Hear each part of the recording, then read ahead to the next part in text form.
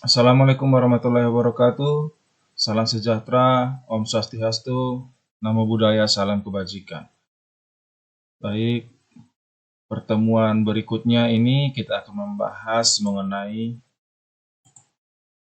analisis laporan keuangan.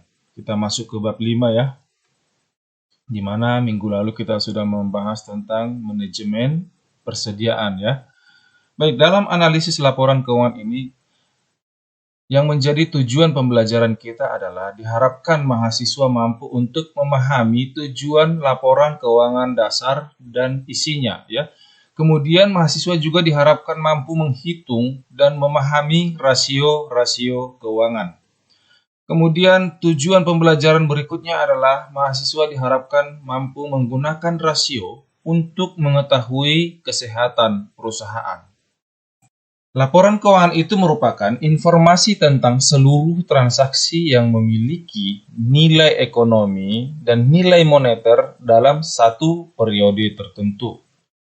Seperti kita sudah sama-sama ketahui, di dalam pengantar akuntansi mungkin kalian sudah mempelajari tentang komponen-komponen laporan keuangan. Yang pertama adalah laporan laba rugi, kemudian laporan posisi keuangan atau neraca, lalu laporan perubahan ekuitas, kemudian ada laporan arus kas, dan catatan atas laporan keuangan.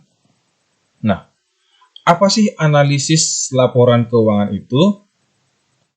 Analisis laporan keuangan itu adalah untuk menguraikan setiap pos-pos yang ada dalam laporan keuangan menjadi unit informasi yang lebih kecil berbentuk rasio ya, dengan membandingkan kejadian di masa lampau dan masa sekarang, atau boleh membandingkan kinerja perusahaan kita dengan kinerja perusahaan yang sejenis atau kinerja perusahaan dalam rata-rata industri yang sejenis dengan perusahaan kita. Seperti itu ya. Apa tujuannya menganalisis laporan keuangan ini? Yaitu supaya para pengguna laporan keuangan tersebut memudahkan mereka menganalisis dalam pengambilan keputusan. Seperti itu ya.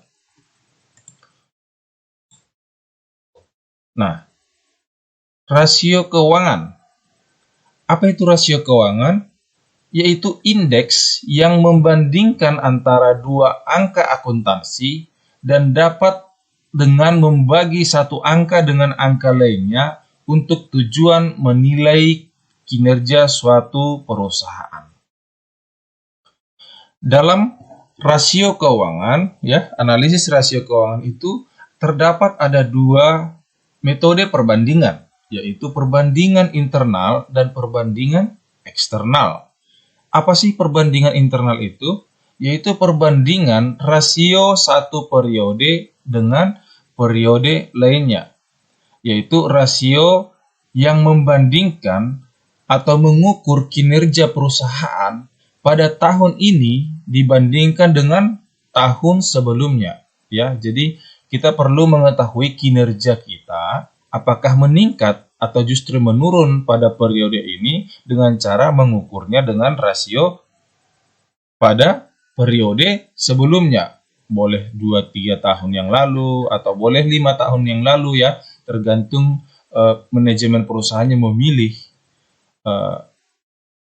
jangka waktunya, seperti itu ya. Kemudian ada lagi perbandingan eksternal, yaitu perbandingan rasio perusahaan di mana antara perusahaan ini, perusahaan kita dengan perusahaan yang sejenis dengan kita, atau boleh membandingkan dengan rata-rata industri. Tujuannya untuk apa membandingkan hal tersebut?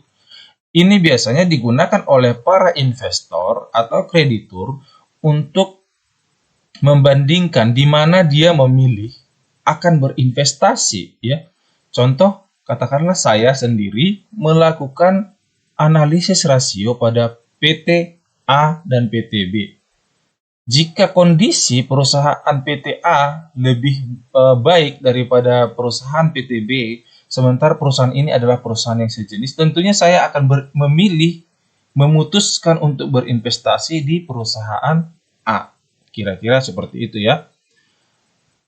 Jadi itu adalah tujuan dari perbandingan eksternal. Seperti itu.